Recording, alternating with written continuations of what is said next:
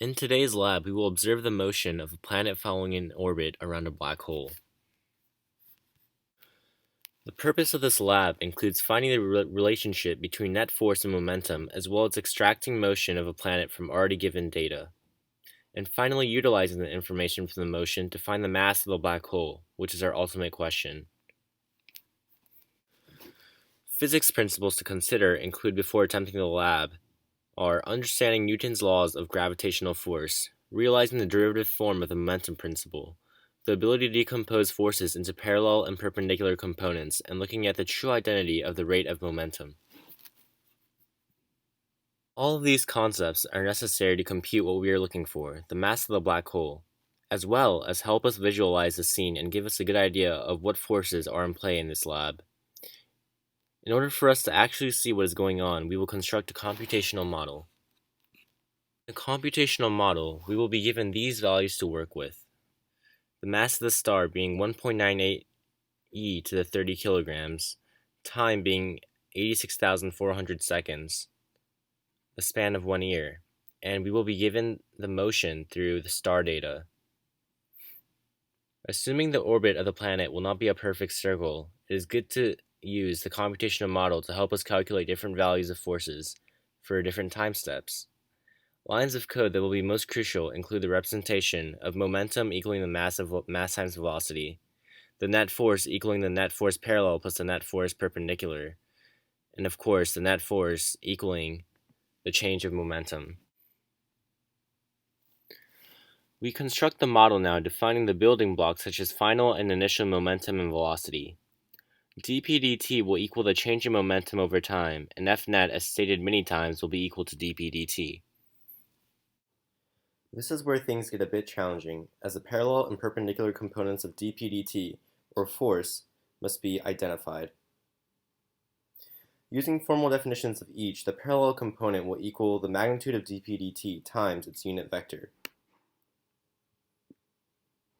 Now, while usually the formal definition will be the magnitude of momentum times mass times velocity squared over the radius for the perpendicular component, we cannot use that definition in the code, as the radius is not given.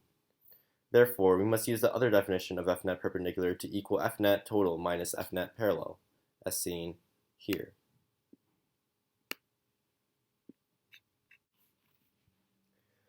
Once again, reiterating what I just said, the parallel component of dp/dt was defined by the first equation.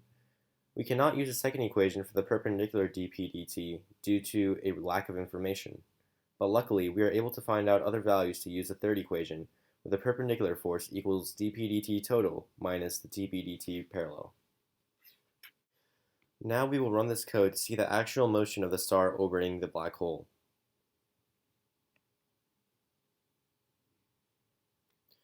As you can see, the orbit is not circular but elliptical, justifying the fact that we could not have used a constant radius or force. The yellow arrow is the total net force, the black arrow is the parallel force, and the blue arrow is the perpendicular force. As seen, the net force increases in magnitude as the star gets closer to the black hole. Now, using this information and other key elements, we will be able to find the mass of the black hole. Now we use the momentum principle to fill in the net force we already have obtained through the computational model. With this while loop running, we even take into account the changing radii of the planet and black hole, allowing us to finally use the gravitational force equation. We arrange the gravitational equation in the code as seen here, and finally print out the result by running the code once more.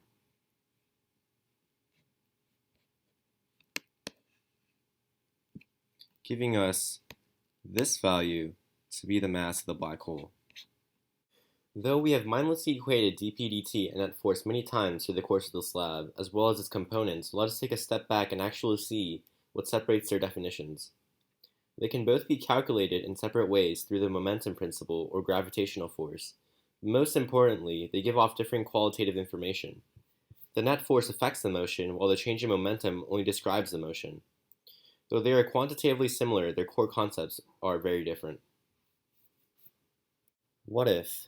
What if we replace the black hole with a different black hole with a different mass in the same location? The motion of the star remains unchanged and is only affected by the gravitational pull of the black hole. Could we ever tell the difference? No, we cannot. If the motion of the object is exactly the same as before, then the gravitational pull of the black hole should be exactly the same. We have no means of even suspecting that the black hole is different. This relates to the theory and basis of how a certain mass will give some exact amount of gravitational pull, thereby exemplifying a law of nature. Once again, if the gravitational pull is the only force acting upon the star, the mass should be the same, or we cannot find it. And that concludes this lab. Thanks for watching.